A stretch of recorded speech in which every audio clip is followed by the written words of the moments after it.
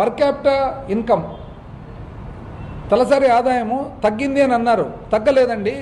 2018-19లో తలసరి ఆదాయం 1,54,000 కోట్లు ఉండగా 2022-23కి వచ్చేటప్పటికి తలసరి ఆదాయం 2,20,000 కోట్లు అయింది. అంటే 1,54,000 కోట్ల నుంచి 2,20,000 కోట్లు అయింది. మీరు ఏ విధంగా చెప్తున్నారండి తగ్గిందని?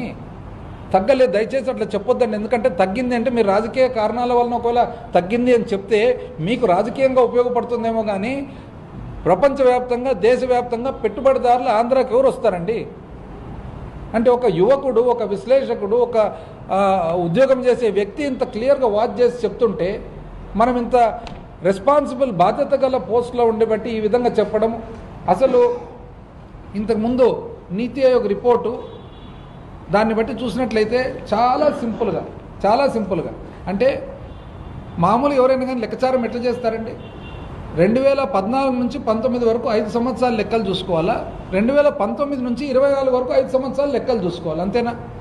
ఒకటే సంవత్సరం తీసుకుంటారు 2018-19 వాళ్ళకు ఉపయోగపడేది.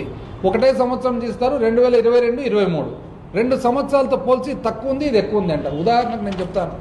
ఉదాహరణకు ఎన్నో పొరపాట్లు ఉన్నాయి అటువంటివి, ఆ స్థాయికి తగదు యాక్చువల్గా.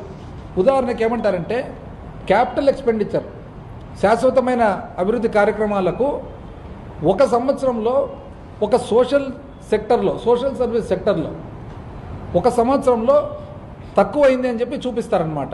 5 సంవత్సరాలు అంటే ఒక సంవత్సరంలో మాత్రం తక్కువైందని. 5 సంవత్సరాలు చూసుకున్నట్లయితే 2014-15 నుంచి 18-19 చూస్తే 2,437 కోట్లు వాళ్ళు ఖర్చు పెట్టగా ఇదే సోషల్ సర్వీస్ సెక్టర్లోనే ఇదే క్యాపిటల్ ఎక్స్పెండిచరే. అదే 2019-20 నుంచి 23-24 చూస్తే 5,224 కోట్లు, అంటే 3,000 కోట్లు ఎక్కువ పెట్టడం జరిగింది 5 సంవత్సరాల పరిమితిలో. కానీ ఒక్క సంవత్సరానికి మాత్రం మీరు చూసుకొని ఇది తగ్గింది అని చెప్పి దాని మీద ఒక పెద్ద స్లైడ్ పెట్టడం.